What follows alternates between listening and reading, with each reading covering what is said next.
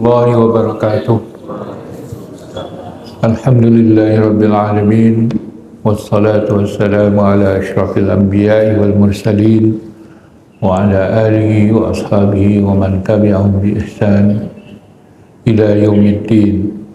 Amma ba'du, fa ya ayyuhal muslimun rahimakumullah, ittaqullaha haqqa tuqatih wa la tamutunna illa wa antum muslimun. Allahumma alimna ma yanfa'una wanfa'na bima 'allamtana. Subhanaka la ilma lana illa ma 'allamtana innaka antal alimul hakim. Alhamdulillahirabbil alamin. Pada ba'da subuh ini kita lanjutkan lagi pengajian kita surat Al-Isra. Al-Isra ini dalam keadaan sehat walafiat, bersyukur kita kepada Allah SWT. Dan sebelumnya kita bersalawat kepada junjungan kita, Nabi kita Muhammad, Allahumma salli ala sayyidina Muhammad wa ala ali sayyidina Muhammad. Masuki ayat yang ke-36 surat Al-Isra. A'udzu billahi minasy syaithanir rajim. Wa la taqfu ma laysa laka bihi 'ilmun. Innas sam'a wal basara wal fuada kullu ulaika kana anhu mas'ula. Dan janganlah engkau mengikuti sesuatu yang engkau tidak memiliki ilmu tentangnya. Innas sam'a wal basara wal fuada, sesungguhnya pendengaran dan penglihatan dan fuad, kalbu, kullu ulaika, semua itu, kana anhu mas'ula, akan ditanya nanti di hari akhirat.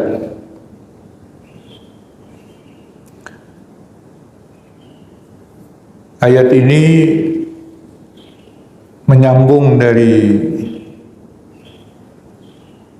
ayat-ayat dalam rangkaian larangan dan perintah Allah SWT di dalam surat Al-Isra ini.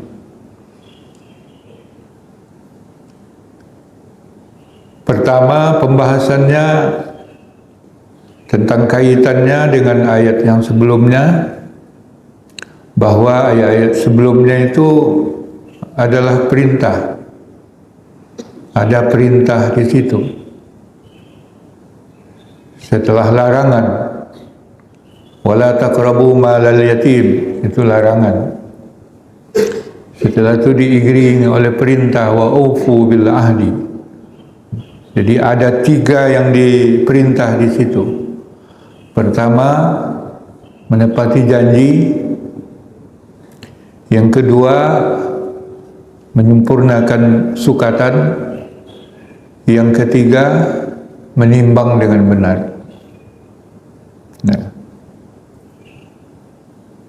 Nah, ketiga yang diperintah oleh Allah itu memenuhi standar. Kalau janji itu standar disiplin.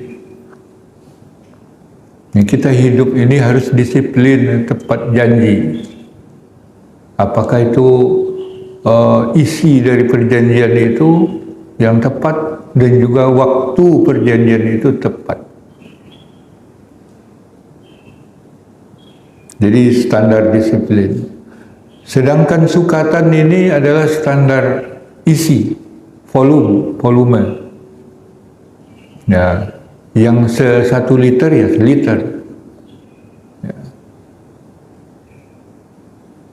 Itu yang segantang ya segantang, yang secupak ya secupak. Ada standar. Sedangkan timbangan ini standar bobot. Yang sekilo ya sekilo, seon, segram. Ada ketentuan-ketentuannya. Nah, pada ayat ini juga seperti itu. Apa yang kita ikut standarnya apa? Standarnya ilmu. Jangan mengikuti sesuatu yang kita tidak punya ilmu. Itu pada umumnya. Ini pengertian umumnya. Jadi di sini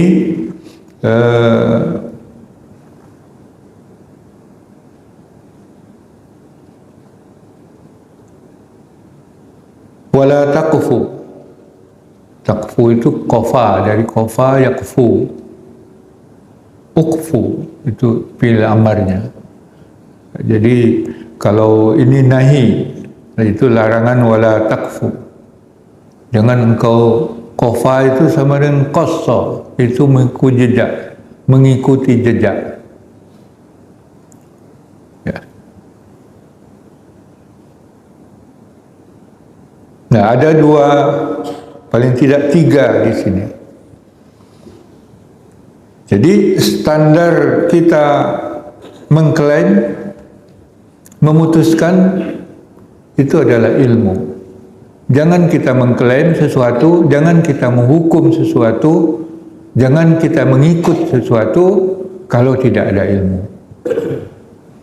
Ya, Muqatil radhiyallahu anhu dari tabi'in mengatakan, jangan engkau mengatakan mendengar sesuatu tapi sebenarnya tidak pernah dengar. Itu namanya bohong. Jangan mengatakan melihat sesuatu padahal dia tidak pernah melihat. Ya. Jangan memikirkan sesuatu tanpa dasar. Jadi ada ilmu, mesti ada ilmu di situ. Ada pengalaman di situ.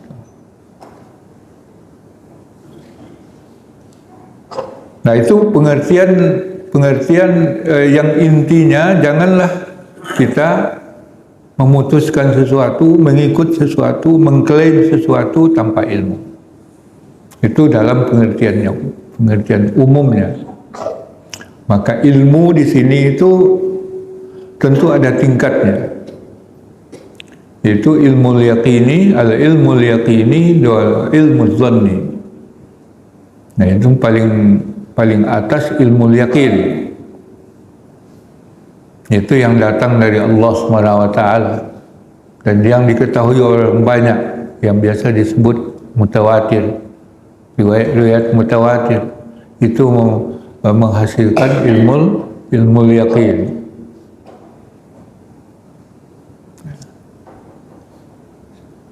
Dan ilmu zanni, ilmu zan itu makbul, bisa diterima karena semua pengetahuan manusia, semua ijtihad manusia, pendapat manusia, opini manusia, itu semuanya zanni.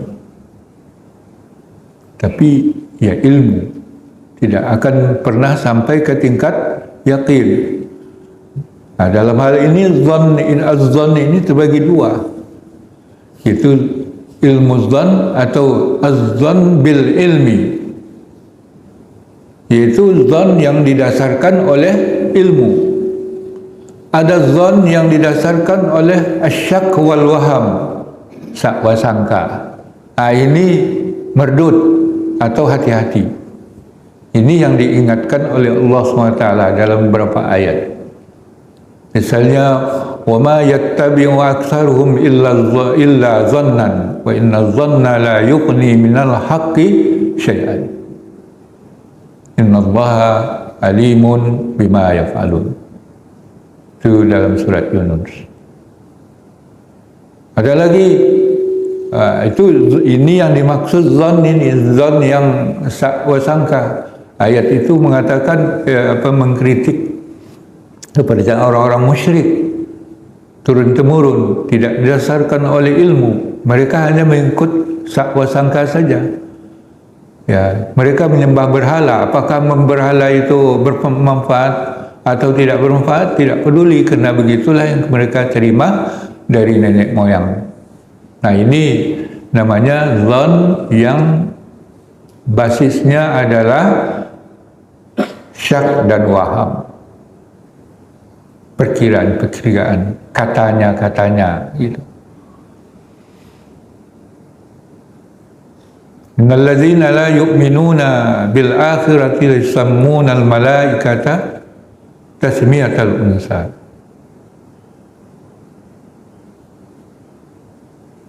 Ya.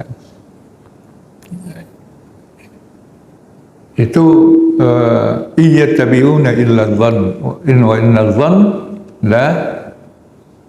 la yughni minal haqqi syai'a. Sesungguhnya zon itu tidak bisa mendapatkan yang hak sedikit pun.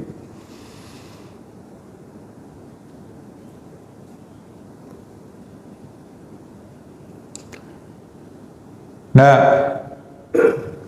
jadi zon yang seperti ini itu harus dihati-hati. Ya ayyuhalladzina amanu jatanibu katsiran minadh dhann wa inna ba'dadh dhanni ismun wa la tajassasu wa la yaghtab ba'dukum ba'dha dan seterusnya. Ya, ini diingatkan oleh Allah SWT yang zon seperti itu harus kita hati-hati. Ya. Karena sebagian zon yang didasarkan syak dan wasaka itu adalah dosa, akan menyebabkan seperti yang disebutkan dalam ayat-ayat sebelum itu di dalam surat Al-Hujurat. Ya ayyuhalladzina amanu in ja'akum fasiqun binaba'in fatabayyanu. Nah, jadi kalau orang fasik datang membawa berita, nah itu tingkatnya zon, harus ditabayyun dulu. Kalau tidak bisa salah kita. Zon yang seperti ini harus kita hati-hati. Tapi kalau ilmu zon itu makbul. Karena kalau tidak kita karena manusia itu tidak akan sampai ke tingkat yakin.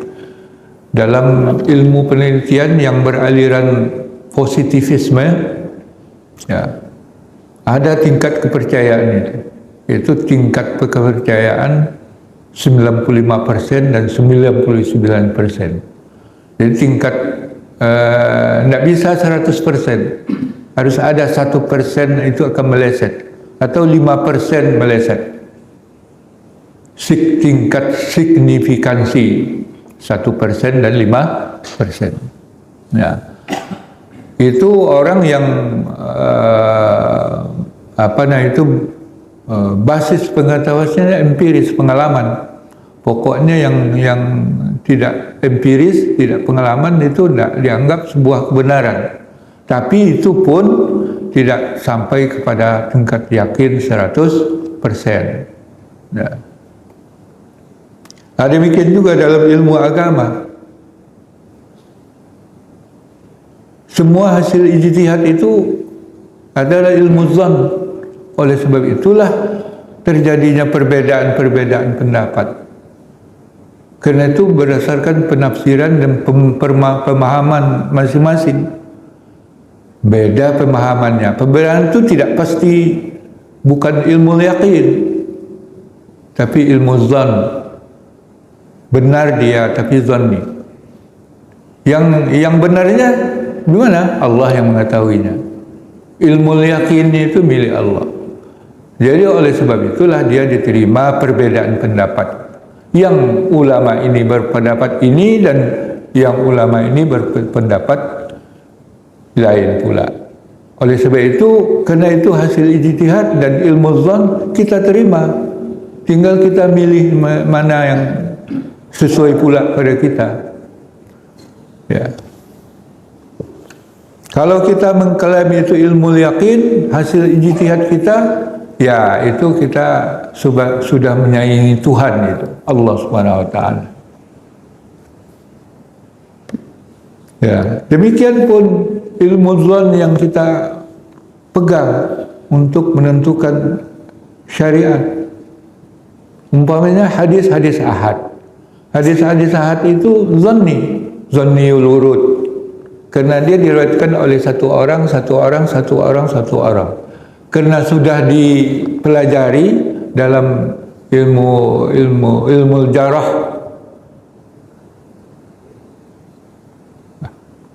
Apa itu? Ilmu jarah wa ta'dil. Diketahuilah si A ni siqah, si anu ni kurang percaya. Si A ni, si B ni dipercaya, dan seterusnya, sehingga rangkaian sanad satu-satu itu menurut hasil ijtihad yang menelitinya siqah, maka keluarlah hukumnya sahih. Sahih itu kita adalah ilmu zanni, yang pasti yang mengetahuinya Allah SWT, karena seorang yang dihukum siqah itu pun menurut pendapat seorang ulama atau seorang yang hakikatnya juga Allah yang mengetahui apakah betul-betul dia orang siqah atau tidak. Cuma lahirnya yang kelihatannya seperti kaji kita pada hadis kemarin, ya nampaknya itu penilaian itu ya penilaian lahiriah yang akhirnya kita tidak tahu. Semuanya itu ilmu zon yang kita terima. Asal itu didasarkan dengan ilmu. Oleh sebab itu sesuatu yang kita ikuti, kita klaim, kita putuskan haruslah berdasarkan ilmu, minimal pada ilmu zon. Itu yang pembahasan yang kedua. Yang ketiga, sama seperti dalam surat Yunus itu, wa ma yattabi'u aktsaruhum illa dhanna wa inna dhanna, itu adalah mengingat itu kepercayaan orang musyrik. Khitab ayat ini kepada Rasulullah SAW, wala takfu, untuk mengingatkan kaum musyrikin bahwa keputusan mereka, kepercayaan mereka, klaim mereka terhadap Tuhan mereka, sekutu-sekutu Allah, berhala-berhala itu adalah klaim yang tanpa ilmu. Maka jangan diikut itu. Jadi walaupun mereka tahu, ya, alladzina atainahumul kitab ya'rifunahu kama ya'rifuna abna'ahum. Mereka tahu, yakin, ya, tapi mereka sembunyikan itu. Ikut juga yang mereka terima dari nenek moyang mereka itu berupa sesembahan selain daripada Allah SWT, yaitu berhala-berhala. Nah, ini pengertian khusus dalam konteks ayat ini, konteks masyarakatnya seperti itu. Nah, jadi ya kedua-duanya kita pegang, apakah itu dalam konteks kaum musyrikin, karena intinya juga sama, yaitu melarangan mengikuti sesuatu tanpa dasar ilmu. Dan itu yang ketiga. Yang keempat, inna sam'a wal basara wal fuada, sesungguhnya pendengaran dan penglihatan dan fuad atau kalbu, ya, fuad kalbu sama, itu diingatkan bahwa semuanya itu akan dipertanggungjawabkan, bukan pendengarannya tapi aktivitasnya. Jadi disebut alatnya, yang dimaksud adalah aktivitasnya. Jadi aktivitas pendengaran, aktivitas penglihatan, dan aktivitas kalbu kita, fuad kita itu akan dipertanggungjawabkan. Jadi sama dengan menunjuk Korea yang dimaksud adalah penduduknya. Ya. Di sini disebut alatnya, sarananya itu kan alat bagi kita. Pendengaran itu mata, ya. Aktivitas pendengaran, penglihatan, ya, dan kalbu atau fuad, Itu jantung kita itu.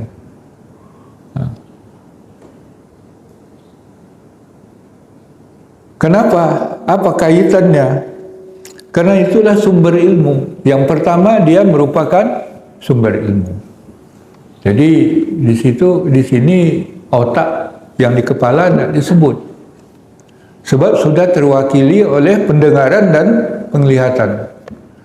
Pendengaran indera kita ini, pendengaran penglihatan ini adalah sumber pengalaman kita yang disimpan di otak. Jadi memori yang kita lihat, yang kita dengar itu tersimpan dia di dalam otak kita. Itu menjadi pengetahuan bagi kita. Kemudian perilaku kita berdasarkan pengalaman kita itu, pengetahuan yang kita dapat dari pendengaran dan penglihatan itu disusun oleh kalbu kita, dikendalikan oleh kalbu kita. Jadi bukan otak kita yang mengendalikan.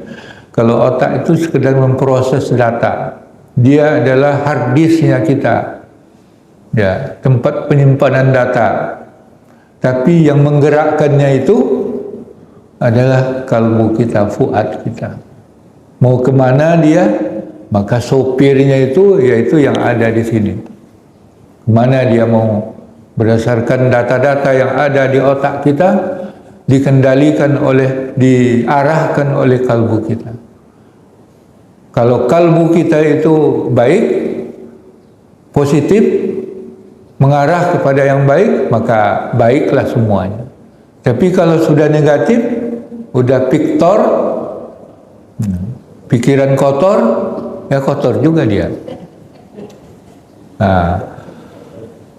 Oleh sebab itu dikatakan oleh Rasulullah, ala inna fil jasadi mudghah, fa iza saluhal jasadu kullu, wa iza fasadal jasadu kullu, ala wahiyal qalbu.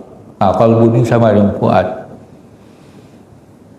Fuad, kalau dinamakan fuad itu karena itu bendanya, yaitu jantung kita. Sebab disebut kalbu karena dia membolak-balik darah kita dan juga membolak-balik pikiran kita.